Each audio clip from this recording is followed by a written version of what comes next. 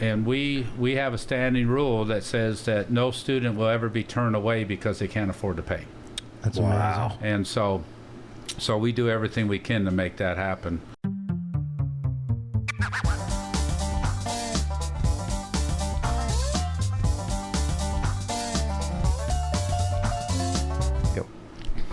What's up, everybody? Welcome to another episode of Hollercast. We are stoked that you're here, stoked that you're watching. We're still kicking and still rolling with this thing. Yeah, man. Josh, how you been?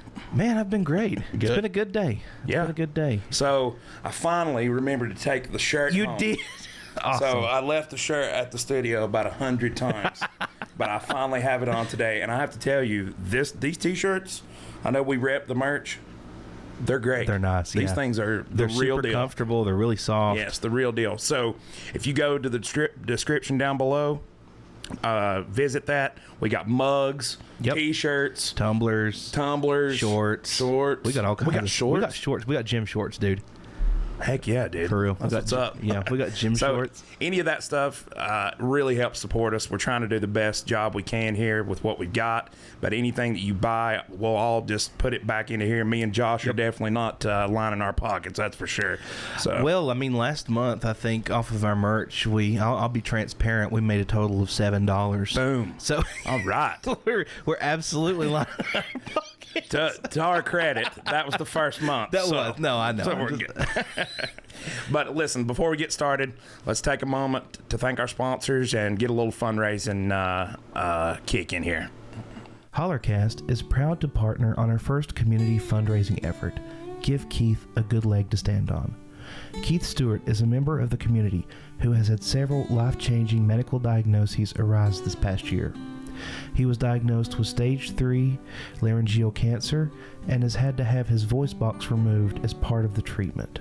Also, due to complications with neuropathy, he has wounds that cannot heal and needed a below-the-knee leg amputation. Throughout all this, he stays strong and proud, missing his life of being able to speak and walk. Keith is a kind-hearted soul and has always been a helping hand to others, and now he is in need of a helping hand himself. His savings has been depleted due to the overwhelming cost of the surgeries and medical bills. The funds raised will be used to pay for a prosthetic leg, an electric wheelchair, making his home handicap accessible, as well as a permanent voice box implant. Please visit the link in the description below to donate and help give Keith a good leg to stand on.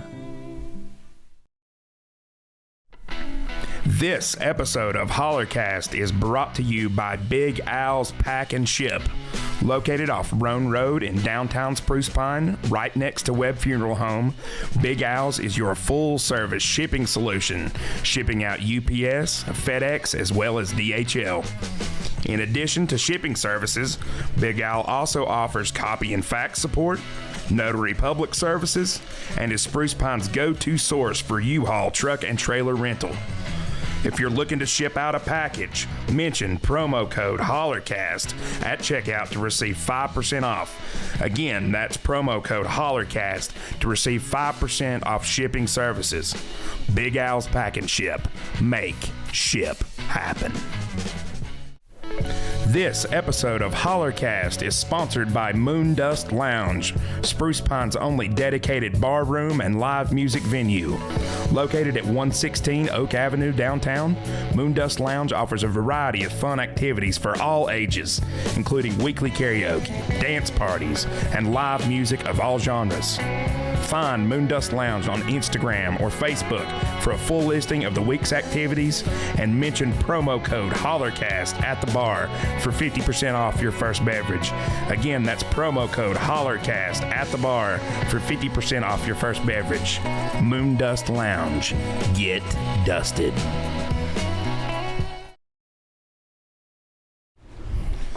So, we have an incredible guest today. This has been a long time coming. I've been wanting to reach out to him. I did this week. Didn't expect to get as rapid a response as I did, but here we are, and we are just absolutely thrilled to have Dr. John Boyd from Malin Community College. What's going on? Welcome. Thank you. I'm glad to be here. Absolutely. Well, listen, I'll just get it kicked off a little bit here.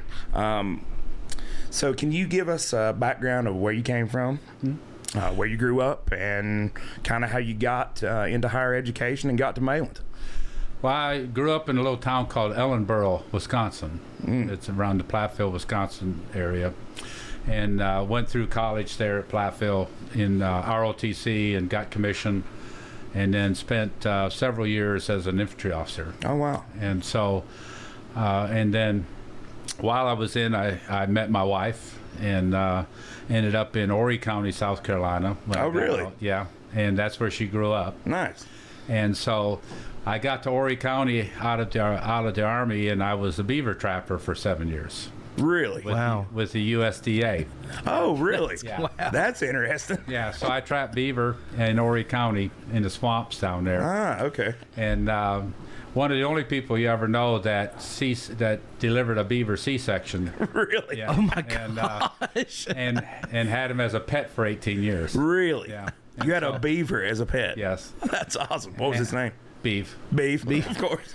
And so while I was trapping, there was an incident that the Horry Georgetown Tech needed someone to teach. My degrees are in criminal justice, my master's and bachelor's, so I started teaching at night, and then got hired there as the department chair of criminal justice, and then from there I was there about 7 years, and then went to Colorado as a president. So. Okay. My track to presidency wasn't traditional. I went from beaver trapper to president in 7 years. Wow. And That's a little unconventional. yeah, and so I was president at Colorado Northwestern for 5 years, and then came to Mayland. Really? Yeah, and so we were out there. And we just needed to be back on the East Coast because of family. So we came to Mayland. So Nice. I've been here 12 years. Nice. Just over 12. So was it just something that they had a job opening and you applied, or was? Yeah, I had made a decision to get a PhD and maybe look at a presidency. And so getting on in Colorado was big. And it was good 5 years there. We built we built an 88,000 square foot of buildings on a new campus and developed a 40-acre campus while I was there. And then, as you know, I've been in construction most of the time I've been here.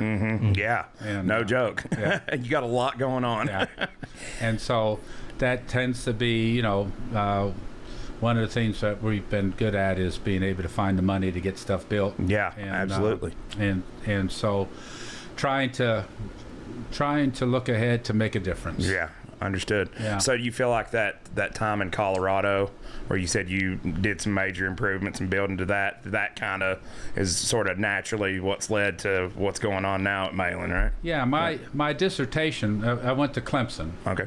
And my PhD's from Clemson. My dissertation was on successful fundraising of community college president. And Wow. so while I was writing my dissertation, I was in a major gift campaign in Colorado. Wow, Yeah. nice. And so we built that, like I say, we developed a 40-acre site and built 88,000 square feet of buildings. Wow. And so, and then did, altogether that 5 years, about $50 million worth of projects. Wow. Yeah. Well, I've worked for Mayland some, obviously, for you, and that's been a pleasure. And I worked for quite a few years up at Lees McRae College with them pretty intimately. I basically stayed there for the better part of 3 years. And,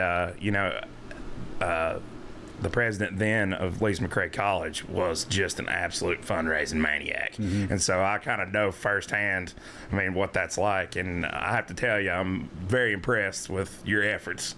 There's a lot going on, and Mayland's involved in a lot in the community right now, and we'll get to that here in a little bit. I wanted to ask you about the history of Mayland Community College. Can you give just a brief kind of rundown of how Mayland got started and, how we got here where we are today? In North Carolina was leading efforts in developing a 2-year technical college system, and the whole point of it was workforce development. So Mayland Tech was developed in the early 70s. I think 1971 it opened, and so it started downtown, and then eventually moved out to where it's at, and then eventually turned to Malin Community College, and so it's unique in that the law in North Carolina, if you are a community college, the host county has to pay for your facilities for upkeep and maintenance and all that, and technically construction. And but there's a clause in there that allows multiple counties to sign a resolution that does equal funding. And Malin was the only one that did that. Oh, really? So our 3 counties are set up to do equal funding. Right. So we are a 3-county college. Yeah. And for a lot of people, I know a lot of people don't know this, Malin, the name Malin comes from Mitchell, Avery, Yancey, Malin. County, so yeah. I didn't know. I didn't know that. You didn't know that? No. I know a lot of people don't know that. Huh. Yeah. But yeah, that's where it came from. Yeah, it could have been Amy. Yeah. It could have been. Yep. It could have been Yamland. Right. Yamland. But they settled with Malin. I don't know. I kind of like Yamland. Yeah, Yamland's pretty cool. Your mascot could have just been a big yam. Yeah, just a giant yam patty. Exactly. Oh, Lord. Well, so you said Malin was the only community college in the state that did that, that signed like a multi-county resolution to do that? Yeah. Wow, that's pretty unique. Well, I know, my mom worked at Malin for a very long time, and she saw that kind of transition from Malin Tech. They still call it Malin Tech. That's what. What exactly is the difference between a technical college and a community college? Well, community college tends to do does a lot of general ed. Okay. And so it has the Associates of Arts and Science degrees that people take to transfer on to get to a 4-year university or college. Yeah. Well, here's a big question I wanted to ask, and I know that this has come up on this podcast more than a couple times. Can you speak to sort of the importance of community colleges in general and how that relates to student loan debt right now? Yeah. Well, with us, there's no debt. I know. I love that. Yeah, and so, research has shown that typically someone that goes through a 2-year degree first has got $25,000 less debt if they go on to a university. I think that number's probably higher now. Research also shows that they're more successful, more likely to finish a 4-year degree if they get their 2-year degree first. Sure. And so, we just did scholarships for next year, $134,000 worth of scholarships. Wow. And so, most of our students go. I mean, we don't do loans, and so they're debt free. And we have a standing rule that says that no student will ever be turned away because they can't afford to pay. That's amazing. And so we do everything we can to make that happen. Right. And so we've got a lot of scholarships that are full rides. The Ansbach scholarships are full. We do work scholarships now, which we'll pay tuition and fees for a year. You have to work 16 hours a week, but I'm paying you $15 an hour. Wow. And so, but you got to work. Right. And I really like to work scholarships. Yeah, sure. And because, people get a chance to really learn some job skills and soft skills. Sure. Yeah. So, but no, it makes a world of difference. And there's a lot of programs that are tuition free, like our high school programs. So you can go through and get a degree while you're in high school or early college, and it's completely free. As well as so all that's possible just through scholarships and stuff. Yeah. Right. Yeah. So each individual person applies for a scholarship or a work scholarship or whatnot. Right. And that's the way you're able to accomplish that. Well, now the high school, they don't. It's just don't charge. Yeah. Right. But we raise a lot of money for scholarships. Our endowments have gone from about 900,000, a little under 900,000 12 years ago to around 6 million. Wow. Yeah. Well, we had Jamie Vickers on here, one of your employees. Yeah, great guy. Boy, he's enthusiastic, I love Jamie. man. I love that guy. I love him. But he very emphatically stated that anybody that needs financial help, just see him and he'll make it happen. I love that. Yeah. I love that. And I actually have a question about student loans. What are your opinion on student loans overall? I kind of have a negative opinion of them, especially government subsidized. I think they inflate the price of tuition, but I'm curious of what your opinion of them are. Well, as a president in Colorado, I remember sitting in meetings with the presidents, with the system president, and when student loans went up and Pell Grants went up, so did tuition. Exactly. And Yeah. and we did student loans out there because I had dorms. I had an aviation program. We and flight costs were expensive and that, but Sure. so we did loans out there. The real issue with student loans is that the colleges have no control over the amount. Right. And so if a person qualifies for student loan, which is fairly easy, they can get the full amount of the student loan. And so they may need $1,000, but they borrow $10,000. Right. And they use that money probably unwisely. Right. And Sure. some people need it. Some people Sure. need it for a car, for gas, for maintenance, to Right. get to work, to get to school. But a lot of the students in the dorms didn't need that. Right. And the government doesn't give the college any rights to say you can't. You either get it all. Really? Yeah. You can take it all, or you can take what you want, but we can't tell you what you can and can't take. God, that just seems rigged for failure. Yeah.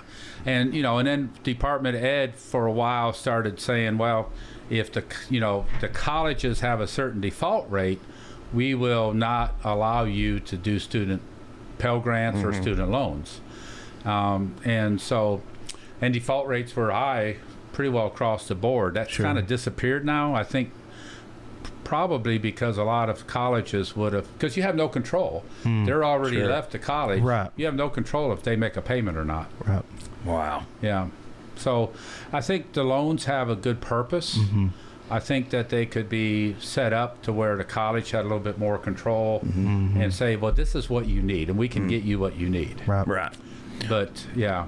Well, along with that, do you have a sense of what the state of community colleges nationwide is? Is it something that's growing in popularity because of that? Well, I would say right now, nationwide, colleges are struggling for enrollment.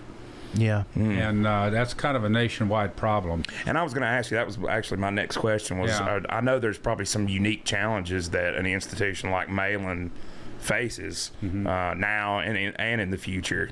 So yeah, elaborate on that if you want to. Yeah, they're and I'm not sure why that is, other than a lot of kids just when they finish high school, they want to go somewhere. They Yeah. want the college experience. Right. In a college like I had in Colorado, with dorms and everything else, we were able to give that college experience, and we had very unique programs. So we brought a lot of people in, because we were in Colorado. Our main campus was in a 2,000 person town, Wow. and it was 60 miles to the next town that was smaller, Wow. and 2 hours over a large mountain pass to go to a mall. We were out. We weren't. But still had dorms. Yeah, we Yeah. had dorms, which brought the kids in. Right. Right. And we had a very large aviation program and very large dental hygiene program. Okay. Yeah. Gotcha. See, it's like you have to have that draw in order Yeah. to make that kind of thing happen. I actually thought about putting that on here as Malin ever thought about having dorms and stuff, but I guess you got to have a draw to have that. Yeah. I want dorms so bad you can't. Really? You wouldn't believe it. Really? Yeah. But I'm deep enough in the other projects right now. Right. Sure, I can't. But sure. No, I believe that if we had 160 bed dorms, we would fill them. Oh yeah, I'm sure you would. You think so? Yeah.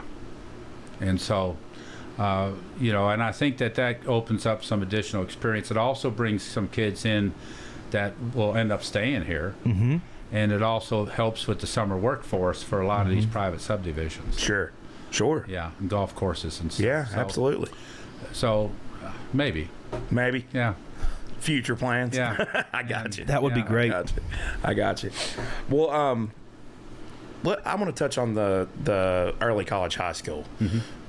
What was the Janet? Because when me and Josh came through, we could take classes at Malin, which I did. Yeah, we could do the dual enrollment. We did. It was kind of part of the sort of AP program almost. It was, I took AP U.S. History, AP English, and then I came to Malin and did some science and some social studies stuff.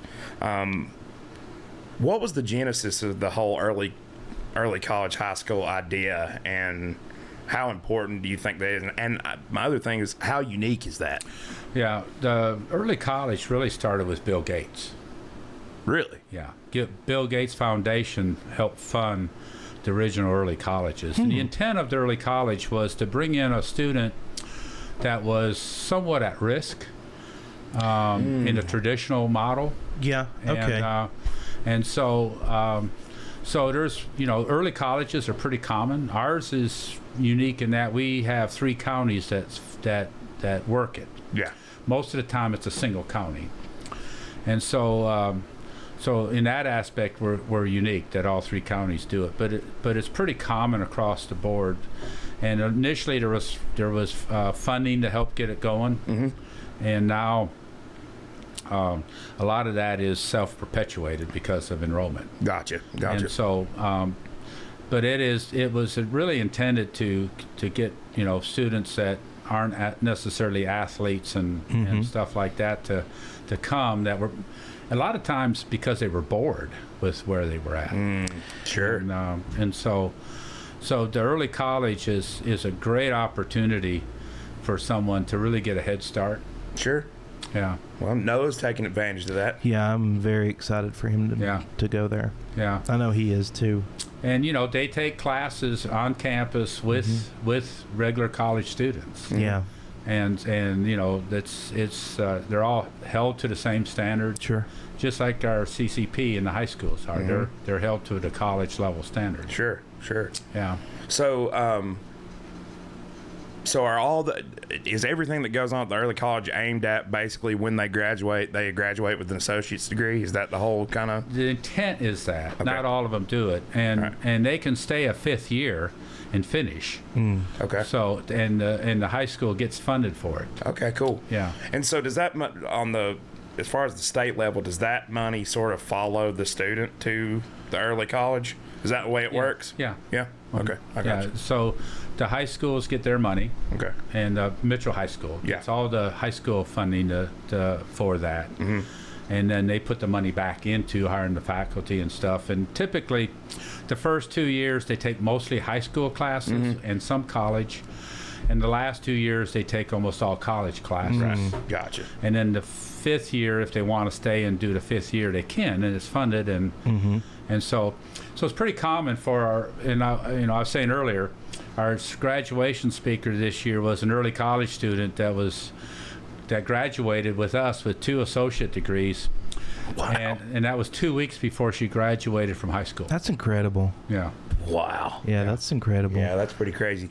We had Mr. Andrew Zidell, well, I should say Dr. Andrew Zidell. Dr. Zidell in here, and he had a very unique story. He sort of floundered, in high school and struggled when he came out, and then he utilized Malin, was working at the same time as an electrician. Got his 2 year at Malin, ended up going, I think he said he went to Appalachian, and then it ended up graduating with a physics degree with a doctorate in physics from Wake Forest. Yeah. So it's like, I'm amazed at the opportunity, and it seems like to me that a lot of people don't understand. People just don't understand. People just don't understand. That's our motto on here. People don't understand.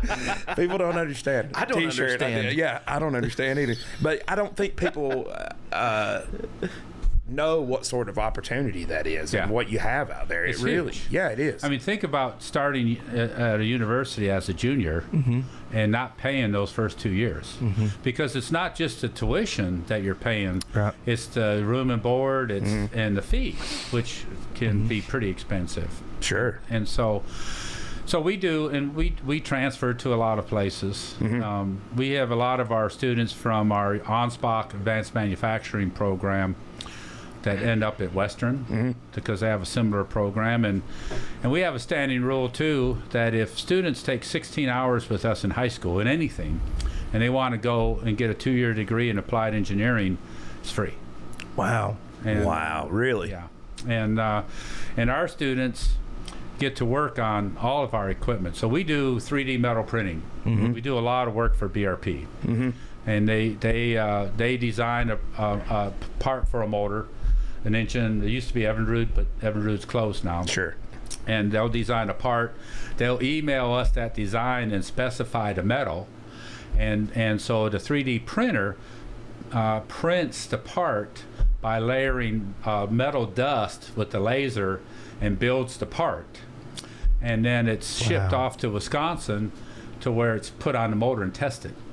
And it saves them months in the process of design. And our students use that machinery. And then they go to Western Carolina, and they're not allowed to touch the machine. The students aren't allowed to touch the. They're the only other college in the West. We're the only community college with that machine. Wow. And us and Western are the only ones in the West. And Western doesn't allow the students to touch or use their machine. Now, our students could teach them how. They get hands on here. Yeah. That's really cool. And that's all done at the Yancey campus, right? So, what are the plans? Just, I guess, high view. Do you have plans to expand the satellite campuses at all, or the main campus in general? Yeah, we're looking at trying to add 3 or 4 classrooms in Yancey, and then we're also looking at adding a facility there to offer a meat cutting program. Ooh, And, that's cool. Yeah, That it is would pretty be a workforce program, and it would be the only one in the state. And Wow, okay. and so it would go all the way from slaughter, inspecting the animals and judging the animals, to slaughter to a storefront. Wow. And okay. and then our hotel and our culinary program that we're starting would purchase our meat Sure. from there. Sure. And Sure. So we're looking at that. In Avery, we're doing a lot of our workforce, our electrical, construction. We're doing truck driving over there right now. And so right now we've got space, but we need some more classroom space over Sure. there. And so we'd like to do that. And the main campus, a lot of our master plan, the projects that were called for in the master plan, we're actually using the Coliseum to do that expansion. Sure. So Mayland has that's something we've talked about with the town and all that stuff.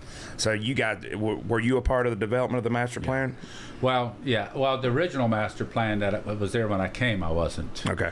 But we've kept it going and we've expanded it, and so it's I can tell you what we're doing the next 5 years. I can probably tell you what we're doing the next 10. Let me ask you a question because of we've talked about it specifically in relation. I know you don't want to get into town politics and all that, but we've had this discussion several times about Spruce Pine coming up with a master development plan. In terms of implementation of something like that, do you have a position that basically is dedicated towards implementing that plan, or is that something that you work on yourself, or what? That's your job? Well, it's a college-wide thing. Right. We look at programs. The programs tell us what we need in our strategic plan. They tell us what they need to be able to accomplish their goals, and the facilities are what facilities they need, and then it's kind of my job to find the resources to do that. Gotcha. And so I spend a lot of time in that aspect. Gotcha. Sure. One other thing, we had the first episode that we did was Mr. Alex Glover. I'm sure you know Alex. Yeah, great guy. He teaches for us. Yes, I figured he did. We had mentioned briefly with him, we actually talked about it kind of at length, about a mining training program. Has Mayland ever thought? I know he told us that there was an effort to do that back when, probably before your time. No, it was after I was here. Okay. And we brought the mines in to discuss that. I think that the variety of skill sets that they needed didn't lead to a cohesive program. Gotcha.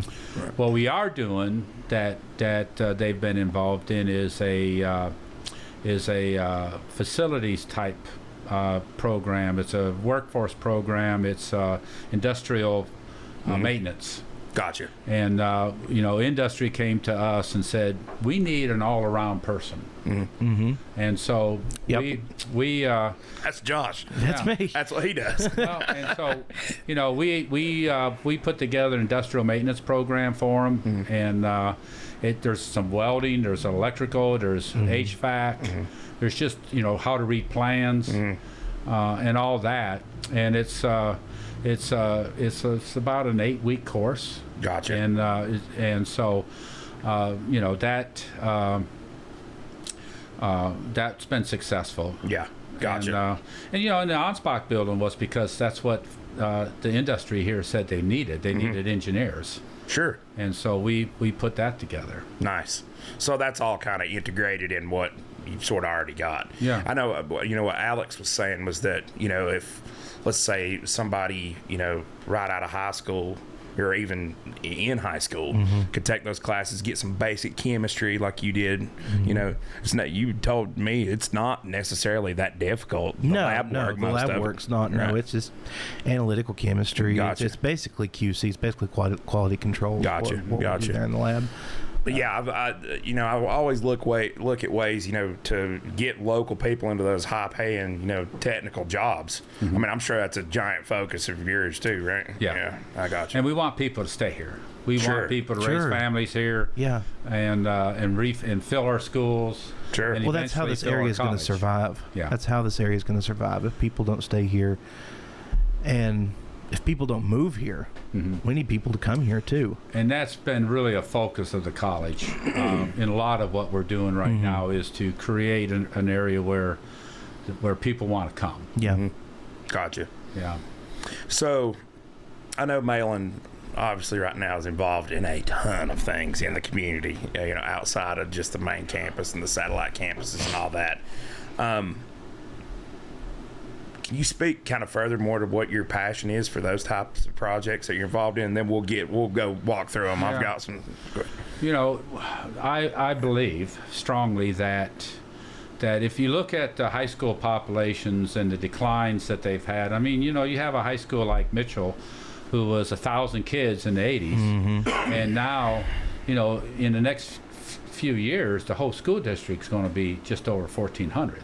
Wow. And so, you have to have something that is a draw to keep people here, and also draw for moving in. And it's, the more you have going on, the more attractive you are to an industry to come in. I think tourism is an industry. Sure. And Sure. and I think that people, a tourist that comes and spends the night spends 3 times as much money as someone that comes on a day trip. That's facts. And so so we've put a lot of effort into doing things that give local people something, and give people coming in something, and make the community a better place to live and grow. Sure. And so a lot of our efforts, we've had a study done on just the Coliseum and the hotel portion of it. And before parts of this, the estimated impact on the community was about $14 million a year. And Wow. it's probably in the $20 million now. Wow. Yeah. Wow. And we'll have it redone. And if we threw in our Earth to Sky Park, it would be well over 20. Sure. Yeah. So let's start to walk through some of these things. So, and for people who don't know, so you probably, if you've been to the middle of town lately in Spruce Pine, you've probably seen all the work going on at the old Pine Bridge Coliseum that sat there forever, and the old Pine Bridge Hotel, and what used to be a school actually. And I grew up in there. You grew up in there. I did. Yeah. I'm very, very familiar with that building. Walking in there after it's been renovated is like a blast from the past. It's absolutely crazy, and I'm thrilled that it's being restored. So specifically the hotel portion there. Can you give us sort of an overview of everything that's being planned there and what's going on? Well, the hotel, all 32 rooms opened last October. Our first weekend, we had all 32 rooms. We turned people away. Wow. Wow. And so our real emphasis in there, and each room has its own name. So what we try to do is use the hotel as a marketing campaign for the region. So we have the Grandfather Mountain Room, we have the Mount Mitchell Room, and each room has a big picture that Patty Grosh took pictures of. It's printed on metal so it pops. And so there's a big picture in the room, and there's a small picture in the hallway with the right name under the number, or whatever, And so, and each one's furnished a little bit different. We actually had your dad come in and advise us on what rooms he put what kind of furniture in. Right, It was a lot of help. Yeah. And so the hotel, that portion of it is operating. We have a continental breakfast type downstairs, and so right now we're in construction of a restaurant, and it's about shell in, and so it's coming along really well, and the restaurant will be tied to our culinary program. Gotcha. That we're starting. Is that that's not an existing program? That's something that you're starting. We're starting. Gotcha. We're That's starting exciting. next fall, not this fall. Gotcha. That's awesome. And so we're starting a culinary program, and so the students will do lunches and some dinners out of there, but the restaurant will run, ultimately will run 3 meals a day, 7 days a week. Wow. Okay. And then we're also looking at the landscaping of the tiering down, and it's coming along. It's that's always been an issue out there. yeah, and so it's kind of a construction zone. But the great thing is that our customers are forgiving because they see progress. Sure.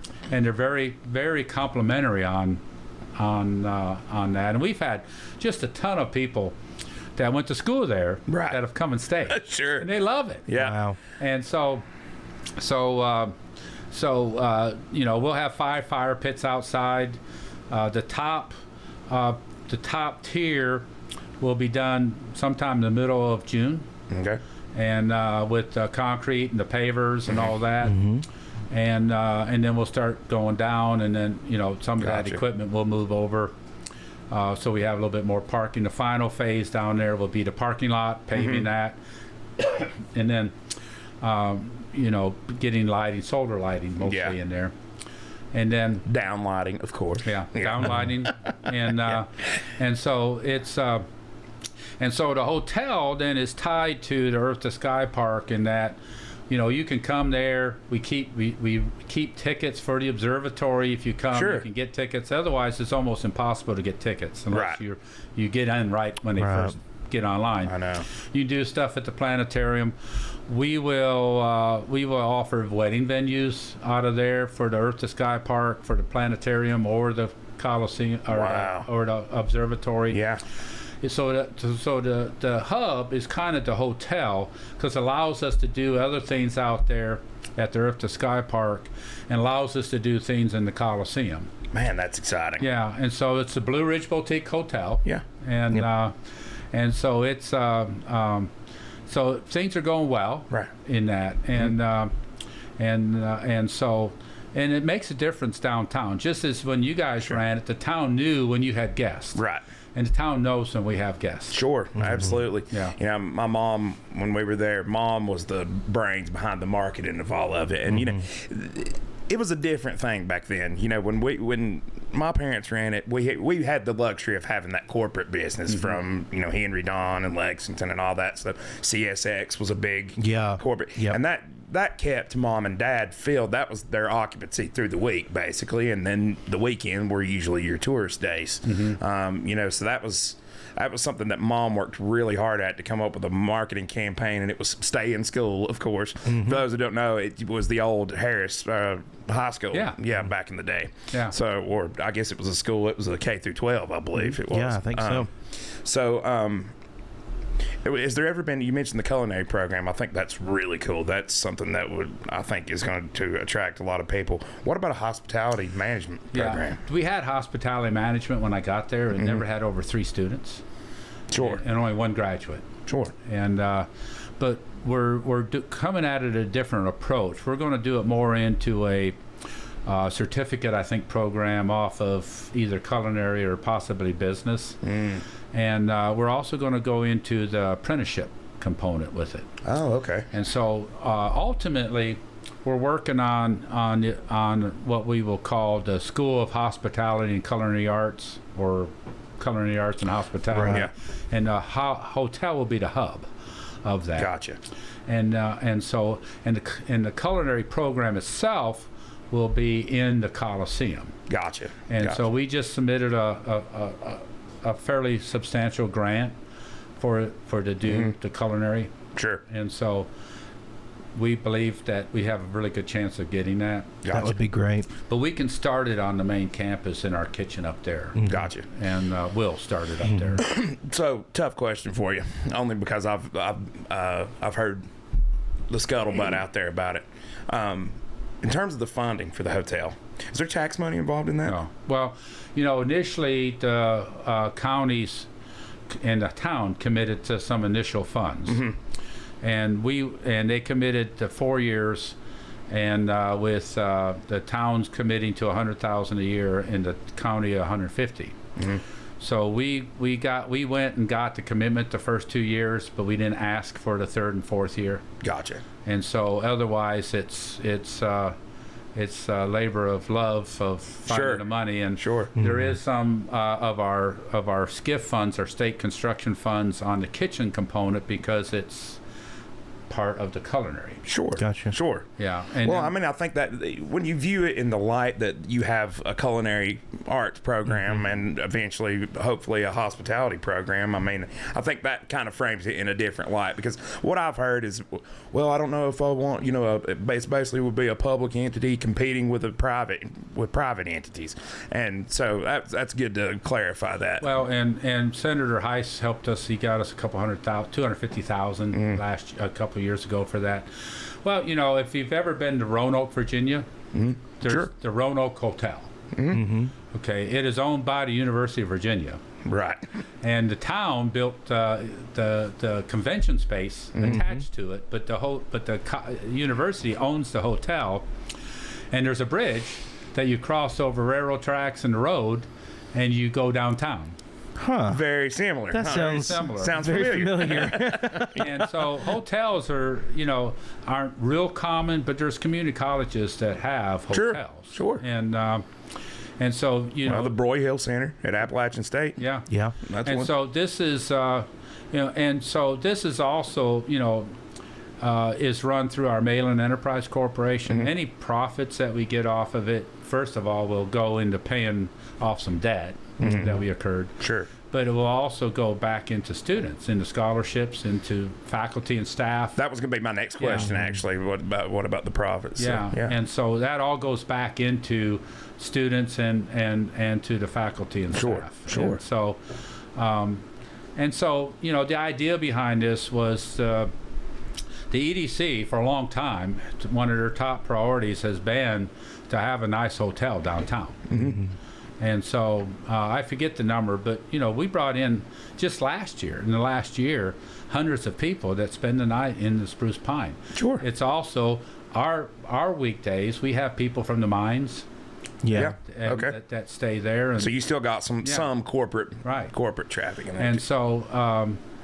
And so we've had car clubs there. We've had reunions there, weddings in the area where people come and stay, and so the alternative most of the time is for people to drive to Marion. Yeah. And so do they want the people to spend their money in Marion, or do they want them to spend it in Mitchell, Yancey, and Avery County? True. And a hotel, I can tell you from growing up in one, is a 7-day a week, 365 days a year job. 24 hours a day. 24 hours a day, And- all day, and it's not cheap. It's either. not. And some of our work studies that I talked about work at the hotel, and they really learn soft skills in customer service. Sure. It doesn't get much better than working in a hotel. Yeah, And no, they- it doesn't. Yeah. And they will as waitresses and waiters and stuff in there as well. And so So our students will get that workforce training that places like Linville Ridge and other even Little Switzerland and other places desperately need. Yeah, they're looking for it. Yeah, And, it's hard to find. It's hard to find, and so so ultimately it will be a big impact to the community. It's a big training component for us, and so and it's so unique. I don't see anybody else building anything like it. No, they Even did. if it's down the road. And if it was a chain hotel, where would all your profits go? Right. Exactly. Yeah. Exactly. Yeah. That's a great argument, actually. You know, and I don't. I have no problem with that. No, I don't either. I I have don't either. no problem with the profits going into the college. Well, and you know, I guess what I was getting at just a minute ago too is it's not cheap. Building a hotel there's a reason that giant corporations have monopolies on Right. a lot of hotels. They are not cheap to build. They are not cheap to maintain. No. Or staff. Or there's nothing cheap about having a hotel. And the original. The original Pine Bridge Inn, which my parents did the business, but the construction portion of it, and when it was actually converted into a hotel, was the effort by Robert Bailey of Buck Stove. Yeah, it yeah. was. So there was a corporate component to that already back then, and then he did that for the community along with the Pine Bridge Coliseum. So along with that, you mentioned just a minute ago about the convention center in Roanoke. So the Three Peaks Enrichment Center, correct me if I'm wrong, is that sort of the component, the sort of convention center component of that? Yeah. And kind of give us an overview of everything. I know a lot of people ask me all the time, there's a lot of stuff going on in that building. Can you give us the rundown? Well, when we first started putting it together, we brought in the EDCs, the chambers, Main Street from EDCs and chambers from all three counties, and we said, what is it you want? And we need some of that space so that we can do programming, but what is it you want? And the big thing was we want a large space that we can do big events in. Sure. And so right now we have opened our cosmetology center in there. That was Beautiful, our first, by the way. Yeah. It shows you what that building can look like. Yeah. Unbelievable. Yeah. And Josh has got to go in there. Yeah. I've been telling him it's unreal. Yeah. If you've not been in there, you need to go. Yeah. It's crazy. And our resource center for entrepreneurs, which will be our expanded small business. So you can go in there and get on software for marketing, for web design, for business plans and all that. That's above that. That opens this summer. Nice. And then culinary will go in at the second floor level. Massage therapy will go in the bottom level. There will be a spa where the sliding door is, where the old mechanical room was. Okay, Yes. yeah. Yes. Yeah, and so we've got the front of that about ready. We're waiting on the sliding doors where you walk up and the doors open. We'll have temporary occupancy in there this summer. The Minnow Gem Festival will be in there. And there's a couple concerts. We'll probably have 2 to 4 concerts in there. Yeah, Jimmy said they were planning the Toe Jam for in there. Yeah, That's awesome. That'll be really cool. And so it won't be anywhere close to being done, but it'll be available to be used. Gotcha. And it's almost like big projects like that take a while. they do.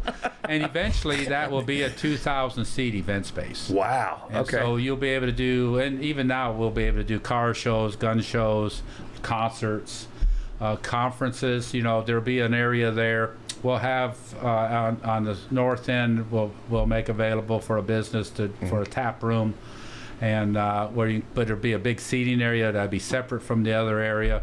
That'll be big enough to have a 75-person meeting. Wow. Okay. And then on the south end will be the YMCA, and the YMCA is a big project. Sure. And, sure. And so we are. I just approved the design development on our phase. There's 2 parts of this.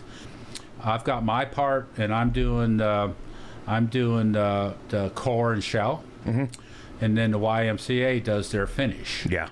And Retrofit. Or retrofit. Whatever. Yeah. And so the college is doing about 45% of the cost, and the Y is doing about 55%.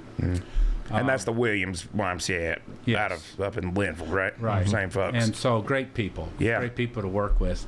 And just imagine what that brings to the communities. oh my God. I can't wait. It's just amazing. Yeah. And so outside, where the big wall is on the south end, we'll be building a wall away from that wall to the to up one story, and we'll fill that with dirt.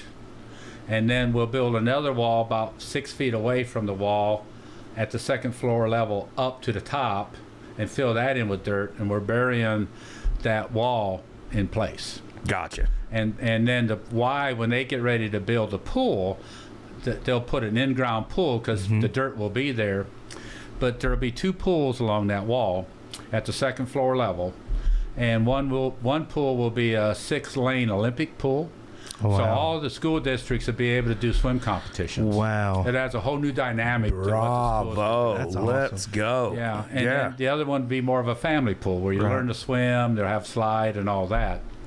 And so the Williams YMCA doesn't have the Olympic size. Yo, yeah, no, that's That's just a play pool, pretty yeah. much, yeah. And then they'll have where the old weight room was. They'll have 2-story right there. We're building where the old walkway in was on the north end. We're going to we'll build a 2-story structure there that they will use, and that'll be their main entrance. And then beside that will be where there's a wall now will be the entrance into that side of the building. Wow. So eventually you'll come in and you'll be able to walk into an area that is enclosed, that is the event space. And so with a balcony. And so it'll be about, it's about 28,000 square foot event space, but with balcony. Wow. And so we're taking the building from a 60,000 square foot building to almost 100,000 square foot, not counting the pool addition. Wow. Yeah. And all this is signed, sealed, and done. Just needs to be Well, this time. it's getting close to being signed and sealed. Gotcha. Yeah. Gotcha. And so, but Let's get it done. I think it'll be signed and sealed here in the next month. Nice. Yeah. Very cool. But Very cool. We have done. They have done. We hired Van Noy as we're doing a design build, Sure. and so the architect comes with the builder, Sure. and that is Clark Nixon. And then the Y decided to hire Van Noy as well, and with Clark Nixon. Yeah, very cool. So it's kind of a one project in 2 parts. We've done the initial demolition. So if you haven't been in there in a while, you'll walk in and the old place where the weight room and all that was, that second floor is kind of standalone now. And we've put all new LED lights in. We've put new glass in the windows on the riverside, and so we've moved to electrical panels so that they can furnish for the minimum gem. And so what we won't have there when that has is restrooms. They'll have porta potties outside. Right. But that's just the way it is for now. Yeah, got to start somewhere, right? Yeah, and so, but it will be. We will, and we're looking at putting in a floor in the Coliseum that will be a multi-purpose floor. So it will be a floor that will be striped for basketball. But you can also put your chairs and everything else out there for events and conferences and But at maximum capacity, it's designed for 2,000 people. Wow. And That's so you cool. can imagine a concert. Yeah. And 2,000 people, bringing in that person that's on his way up or her way up or on their way down. Sure. And bringing them in for that. And we'll plan on almost every weekend once it gets going. So we'll bring in 500 to 1,000 people most every weekend in the Spruce Pine. And so those people are going to be downtown. Yeah. They're going to be eating in the restaurants. Spending They're going to money. be shopping in the stores. The quality of restaurants goes up because it has to. Yeah. Not saying there's bad quality now, but a lot of these that come in struggle to get through the whole year. Yeah, absolutely. And so this would be a year-round venue, and so they would come in, and the shopping would be there, and so we're excited about the possibilities. And again, it's not just to Spruce Pine, but if we're adding, if they're bringing in 20, if the economic impact on the community is $20 million, that's being spent in Spruce Pine, Bakersville, Newland, Sure. Bannerell, Burnsville, and so it's being spent across the board. And then the other thing that we've done a lot of, as you know, is that we bid so that we are hiring almost all local contractors. Yeah. And so, so And Vinoy for a big outfit is about as local as you can get. Yeah. And we will still determine the bid from that on that. Right. And it's not necessarily the low bid. Right. It's the best bid. Sure. And we've done large contractors coming in, and we've done local contractors, and by far our best is with the local. Yeah. And so I would say in the last 4 or 5 years we've spent $7 million with local contractors, and Wow. and so Absolutely. and those people live here, Yeah. and they shop here, Yep. and so I think that's important. Yeah. I think that so we're really trying to make this a community effort, Absolutely. and so Well, I just can't, man. I'm ready to run through a wall now.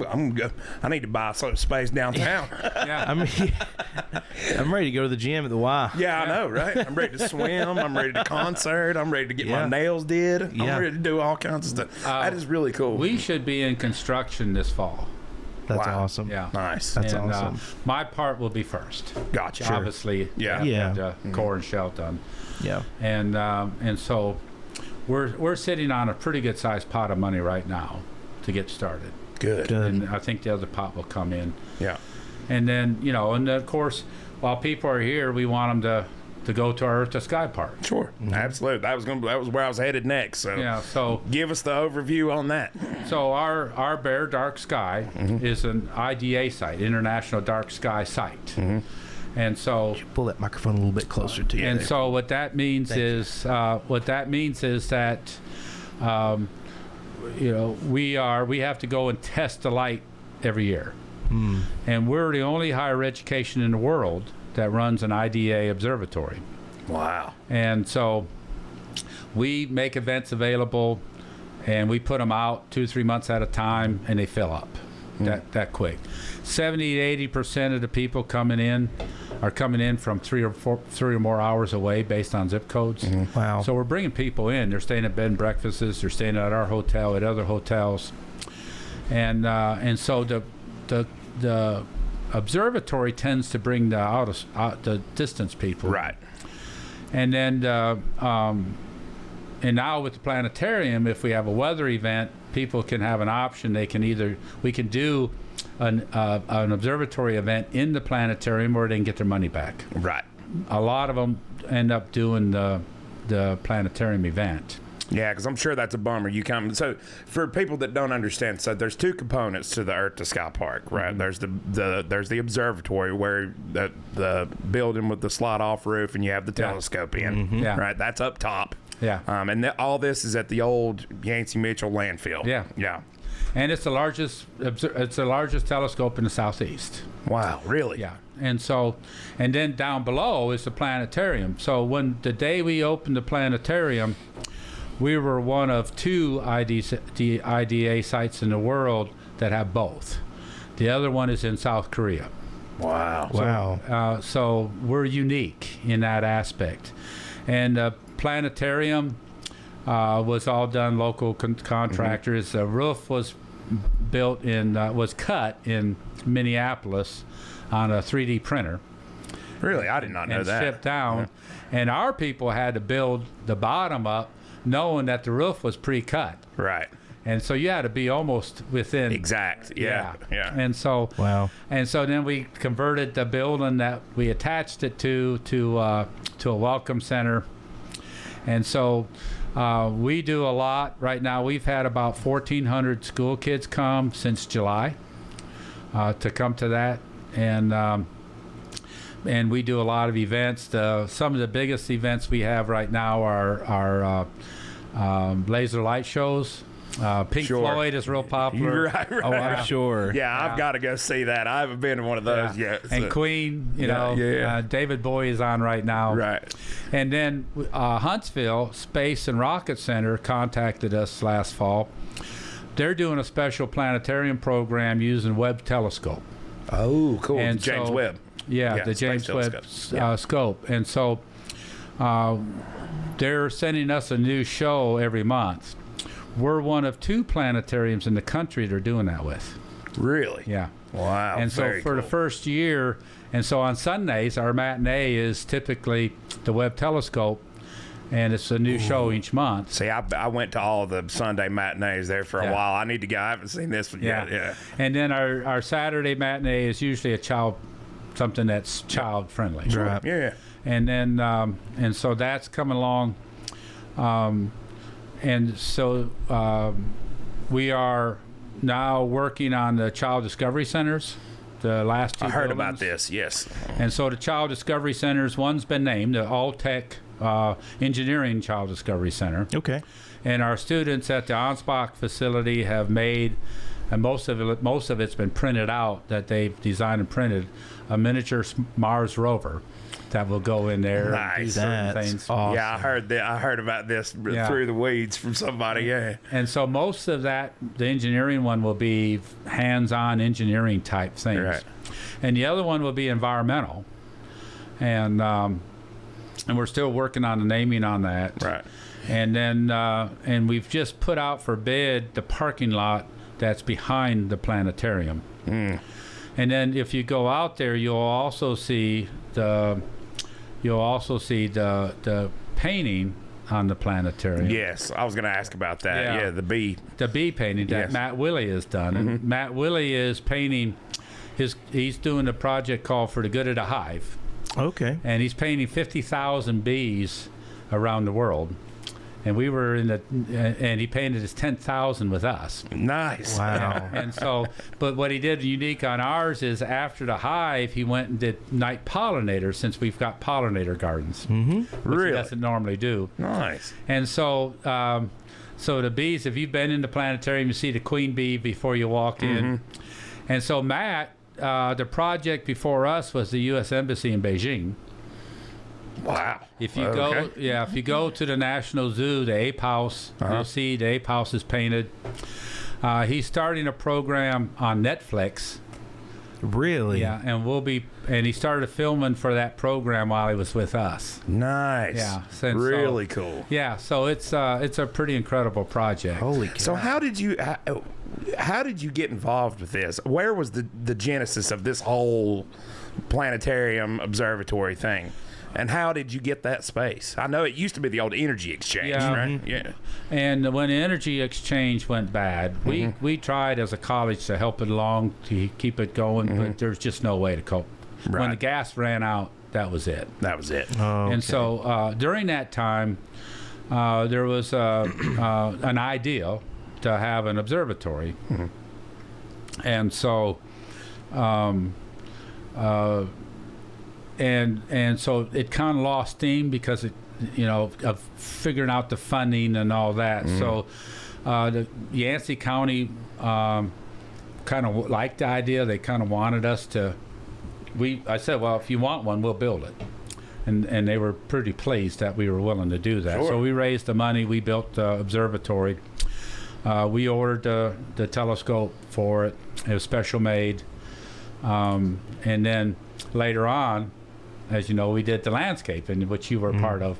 Yeah. And I helped a added lot with that. Yeah. And but it started out. I walked up this trail, and there was a test well up there that you could drive up. Yep. And so I took the chainsaw up and I cut up a hole for the observatory so we could do a groundbreaking. Yeah. And that was the beginning of it. And A little sweat equity Little in there. sweat equity. That's Yeah. awesome. And so, and then the planetarium was a natural fit for that to Sure. go down. We Sure. looked at it once before at the top, but it's better down below. Yeah. And so, we didn't realize how unique the planetarium is. We have a consultant that kind of helped advise us. consultant would infer that we paid him much, but he was really wanting to help us. Nice. And so he has said that style with the geodesic dome is almost unheard of. Really? And the guy that builds the domes had never done a planetarium. Really? Yeah. And it was a $2 million project, and normally that would have been a $5 or more million project. Right. And so we saved a lot. Our foundation director found Matt Willey and got him on board. The Child Discovery Centers, we looked at something else in those buildings and decided we really need to focus on the kids. Mm-hmm. Yeah, that's got to be a big component of something like that. Yeah. And so the aquaponics, we'll get a regular greenhouse when we can find the money, and that will be part of the Child Discovery as well. Wow. And so they can go in and see the fish and the plants and all that. And so it's a big project. Pollinator gardens, you go walking in there. We got outdoor classroom associated with a little conferencing area there for it. And so our pollinators are a big part of what we do as well. So it's a good project. It brings, a lot of people in. It's unique in what it's doing. And it's at a landfill, which makes it even more special. Yeah, that's really cool. Yeah. And so it's been a good project. That's awesome. Yeah. And again, that there is no state dollars associated with that out there. It's we've raised the money for all the construction. Wow. And I guess a lot of people would. I have no problems with state or tax dollars going to fund something like that the community, that is a resource for the community. Yeah, and especially education component. Right. Yeah, I mean, this has a strong education component there. And look, there again, we're bringing in, when you bring in, 1,400 school kids in a year, that's huge. That's a lot. And in most cases, we have donors now that are paying for them to come. It's $3 a kid, and we have donors that will pay to pay their way. Right. And we've got a little more fundraising to do on that, but we're almost there with all three counties. But they come and as the Child Discovery Centers get running, there's even more to do. And we get these kids interested in environment. We get them interested in engineering. We get them interested in horticulture, and they say there are stuff to do here. Absolutely. And absolutely. Yeah. And so, again, if you're an industry looking at coming in, you're looking at things for your employees. What is there for my employees to enjoy? Sure. And we have a wonderful natural environment, and that's really the best thing we have going for us. Natural environment. But it's like the Chamber of Yancey said when we opened the planetarium. They said, "I've got something I can tell people when it's raining." Yep. And rainy days tend to be a big day for us. Sure. Every day we've went up there has been a rainy day, I think. So. And so, it's a great thing. And we've tied the Ansbach program to that. We've tied the hotel to it, the Coliseum. So that kind of seems to be a theme that you do. You kind of trying to tie all these things together and utilize, which I think is just brilliant, quite honestly. And so, the culinary program, massage is already in place, and Yancey will move that over. By moving Cosmo now, and now have a spot, we're going to look at dental assisting here the year after this. We're looking at adding more accounting to our business program, maybe ultimately an accounting degree, of course, hospitality like we mentioned before. So we're looking now at adding more. We just started a new program this year, started this summer. It's called Paramedic to RN. Oh, that's awesome. Yeah, so if you're a paramedic, you can take a bridge class in the summer and take the second year of RN and finish your RN. Really? Yeah, and so it's huge. Wow, okay. We're talking to Mitchell High School, and we're talking to Avery as well, and looking at a fire science program in the high school so we can help the volunteer firefighters find people. Yeah. I'm sure that's probably a challenge these days. We're getting national accreditation. We're working on that right now for nursing. We're working on national accreditation for for the paramedic program. So we've got a lot going on, and we're adding more programs. The meat cutting program is going to be really fun. Yeah. That's going to And, be awesome. Jimmy needs to know Yeah. about that. Yeah, he does. Yeah. He does. And so, it's there's a lot happening. Yeah. And you see a lot when you're downtown, but there's a lot more going on at Malin and coming up that's going to happen at Malin than you can physically see right now. That's so cool. And we worked with the town. Some of those pines came down, and now you can see everything that's going on. Right. over there. Right. Yeah. Yeah, I love it. I Yeah. love it. So it's a great, unique Yeah. project, Yeah. and we're proud to be part of it. Absolutely. Well, we're thrilled to have you. It's, I've said it a million times, but Malin is an incredible resource. It really is. It really is. But Josh, there's nothing going on, man. No, there's nothing to do here. Nothing to do here. There's Nothing nothing to do going here. on. Nothing. That argument is increasingly looking more like bullshit. Yeah, it really is. Yeah. It really is. Goodness gracious. Well, Dr. Boyd, thank you so much for doing this. Really. Well, It's thanks been for a inviting pleasure. Did we hit everything? Yeah, I think so. Okay, good. Yeah. Well, This I has just been want to great. I just want to say to you, I applaud you for your efforts. Well, thank you. You're an incredible resource to this community, and I'm sure that all this comes. There's a lot of hard work that goes behind what you do, and I'm sure it's constant.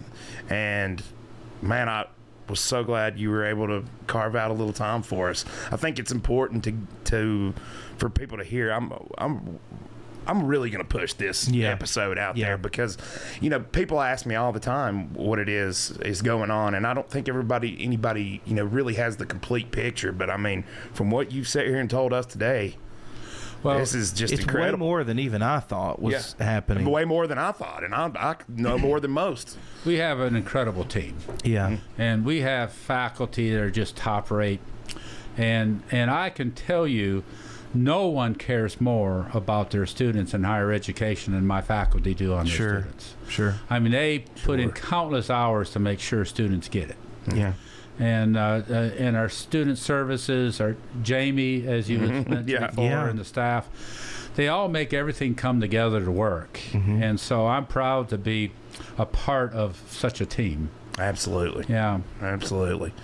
Well, goodness gracious. Yeah, man. Dr. Boyd, thank you so much. Thank you for your service. Thank you for everything you do for the community, and thank you for being here. Well, thank you. It's been a pleasure. It really has. Everybody, thank you so much for watching. Please like this video, share this far and wide, share this with everybody, especially in the local area. We want everybody to get an idea and to hear everything that is being done. Get excited. Yeah, get excited about it. I'm excited about it. Gosh, I'm going to run through a brick wall here after Yeah. we get Yeah. Well, man, there's one right behind the house. It's, I'll put a hole in it for you. And we love people coming by the hotel and just Yeah. walking, and, Awesome. and looking around. We love to take people through there. Sure. And again, Mineral Gem Festival, there'll be a couple concerts in there this fall. There's going to be the beginning of big change Sure. taking place. Good. Sure. Good. Well, again, thank you so much for watching. Please remember to buy our merch. We have some awesome stuff. Just saying. Shameless marketing. Man, you know what? This Powerade tastes so much better through the Hollercast mug. Sure. It really does. Go to shophollercast.com and check out our merch. If you use the code HOLLER, you get 10% off everything store-wide. Check out our sponsors. They mean the world to us. They have made this possible, and you have made this possible. Thank you for watching, and thank you for your continued support. And we love you all. Until next time, peace out.